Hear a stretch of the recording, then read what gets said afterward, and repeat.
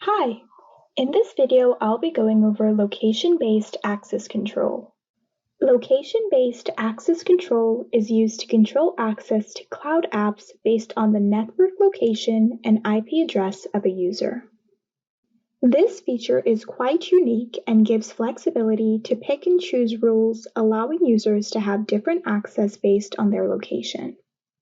In this video, I have prepared policies and the following use cases to demonstrate how location-based access control works with CloudAz. In the first use case, we have Alex, who is denied access to ECL, AIR, and ITAR materials because his physical location attribute is missing.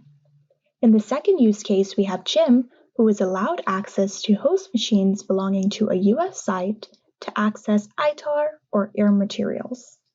And in the last use case, we have Lisa, who's also allowed access to host machines belonging to Canadian sites to access ECL materials.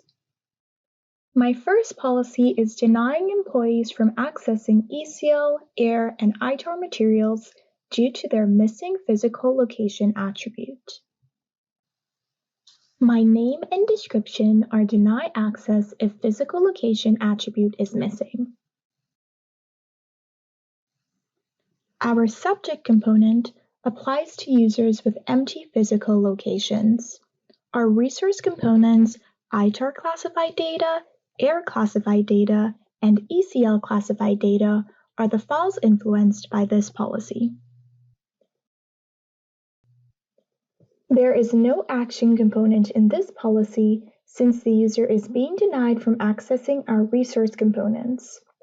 After this policy is created and deployed, all users with empty physical locations will be denied from accessing ECL, AIR, and ITAR classified data.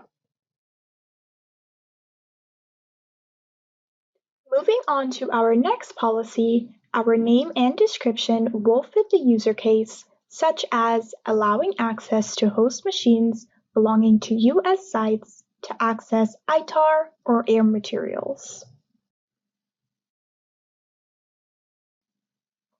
There is no subject component, therefore this applies to all users in the system.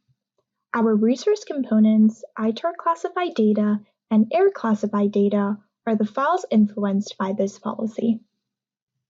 Our action component, Run SAP Policy Model, is the action the subject performs on our resource component. Moving on to our last user case, our name and description fits the requirements for the policy being allow access to host machines belonging to Canadian sites to access ECL materials. There is no subject component, therefore this applies to all users in the system. Our resource component, ECL classified data, are the files influenced by this policy. Once again, our action component, Run SAP Policy Model, is the action that the subject will be able to perform on our resource component. Policy obligations are additional instructions to help with the authorization decisions.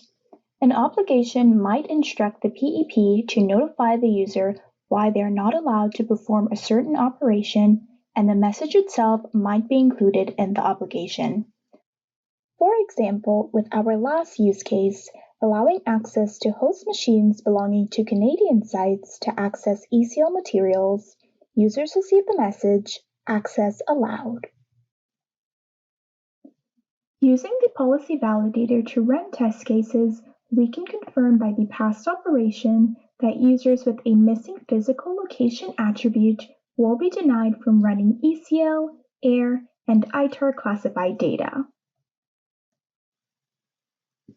In our second use case, we can confirm by the past operation that users with host machines belonging to US sites will be allowed to access ITAR and AIR material. Using the policy validator in our last use case, we can confirm by the past operation that users with host machines belonging to Canadian sites will be allowed to access ECL material. Thank you for watching. If you enjoyed this video, please like, share, and subscribe to our NextLabs channel.